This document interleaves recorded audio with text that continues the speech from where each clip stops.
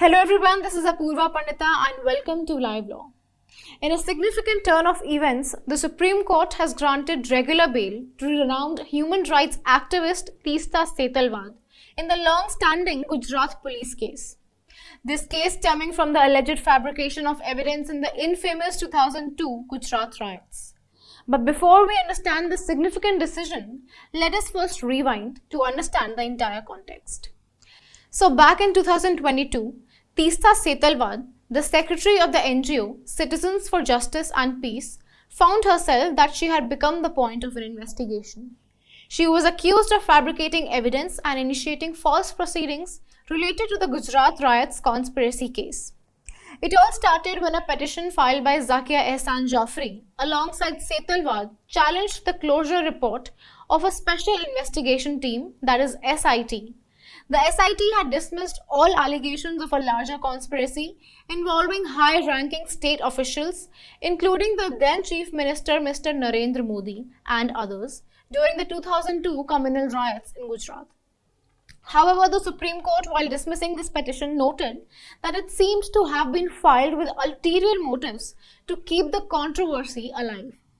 The court also expressed its intention to take action against those who abused the legal process. As a result, an FIR was lodged against retired state DGP R.B. Srikumar, Teesta Setalvad and former IPS officer Sanjeev Bhatt, accusing them of criminal conspiracy, forgery and other offences. Fast forward to June of the following year, the Gujarat Police's anti-terrorism squad took Setalvad into custody from her residence in Mumbai. Her initial bail plea was rejected by a lower court in Ahmedabad, which prompted her to challenge the decision in the Gujarat High Court.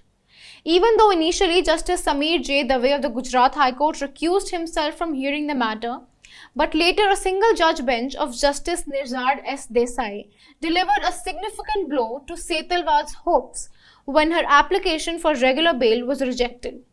While rejecting her bail application, the single judge bench also observed that the social activist had the intention to tarnish the image of the then chief minister and polarizing people of a particular community. Subsequently, Setalvad then appealed to the Supreme Court. Initially, a division bench comprising of Justices A.S. Oka and P.K. Mishra deferred in granting her interim protection.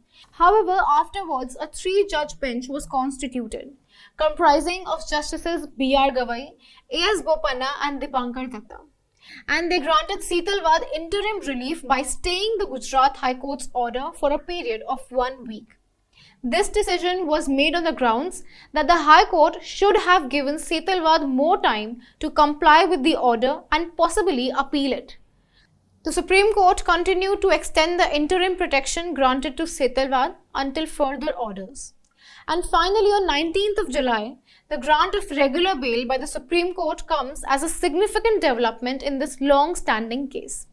The bench comprising Justices B.R. Gavai, A.S. Bopanna and Dipankar Datta quashed the Gujarat High Court's order, which denied her regular bail after opining that High Court's observations were perverse and contradictory.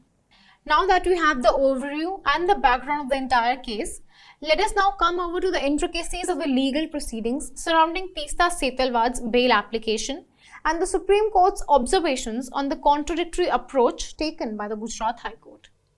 Interestingly, the Supreme Court in its judgment expressed its concern over the conflicting stance adopted by the Gujarat High Court. It noted that the judge emphasized that at the bail stage, it is not necessary to determine whether a prima facie case has been established. The judge further stated that since Setalvad had not challenged the FIR or charge sheet through legal procedures, she could not have argued that a prima facie case was lacking. However, the Supreme Court bench found this reasoning baffling. It noted that the considerations for granting bail typically include the existence of a prima facie case, the possibility of the accused tampering with evidence or influencing witnesses, and the risk of the accused absconding. The bench also acknowledged the gravity and seriousness of the offence. The court remarked that if the High Court judge's observations were accepted, no bail application could be entertained unless the accused simultaneously filed an application to quash the proceedings. The court deemed these findings to be completely contradictory. Considering the circumstances, the Supreme Court held that custodial interrogation of Setalvad was unnecessary since the charge sheet in the case had already been filed. And then the court quashed the Gujarat High Court's order and granted Setalvad bail. However, this bail came with a condition that she should not attempt to influence or intimidate witnesses involved in the case. As already mentioned previously in the video, the events leading up to this pivotal decision began when the Gujarat High Court rejected Setalvad's bail application on July 1st and ordered her to surrender immediately. However, the same day, the Supreme Court swiftly intervened, conducting a special sitting at 9 p.m. to stay the Gujarat High Court's order. Coming over to the arguments concerned, Teesta Setalvad's lawyer, senior advocate Kapil Sibal, had argued in the court, pointing out that the Supreme Court's judgment in the Zakia Jafri versus State of Gujarat case did not make any findings against Teesta. He highlighted that the Special Investigation Team, that is SIT, did not raise any arguments against her either.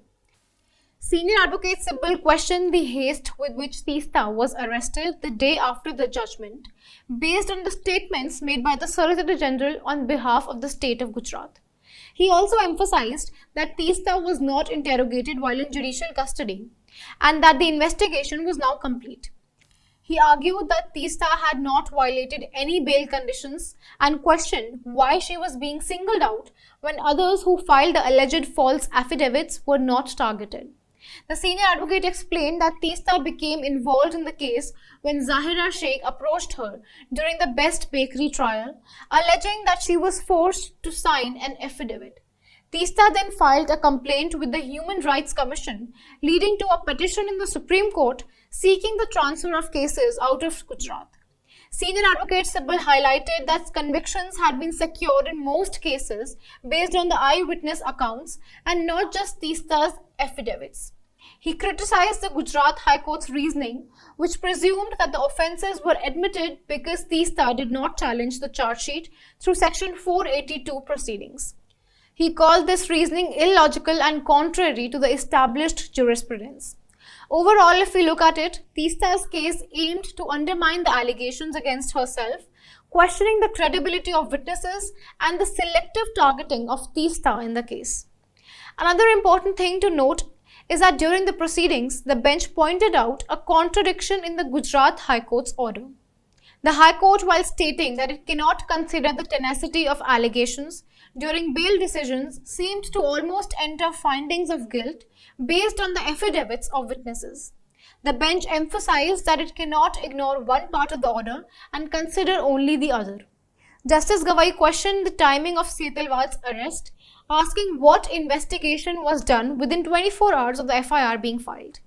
The bench also highlighted that the observations made by the Supreme Court in the Zakia Jafri case without allowing Setalvad to respond violated principles of natural justice.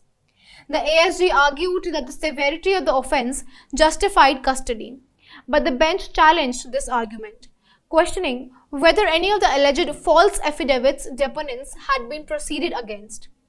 The bench warned the ASG against further delving into the matter as it could lead to interpretations of the scope of the relevant legal proceedings. Justice Gawai questioned the timing of Setalvad's arrest, asking what investigation was done within 24 hours of the FIR being filed. The bench also highlighted the observations made by the Supreme Court in Zakia Jafri case without allowing Setalvad to respond violated principles of natural justice. The ASJ argued that the severity of the offence justified custody, but the bench challenged this argument, questioning whether any of the alleged false affidavits deponents had been proceeded against with. The bench warned the ASG against further delving into the matter as it could lead to the interpretations of the scope of the relevant legal provisions. Finally, the bench indicated its inclination to grant bail, rejecting the ASG's request for bail solely on the grounds of Setalvad's gender and reminding him that no concessions were made during the time when the arguments were going on in the main aspect of the case. With this, we've come to the end of this video. We really hope that you like our content and efforts. And if you do, then do not forget to like and subscribe to our channel. For more legal updates, stay tuned to Live Law.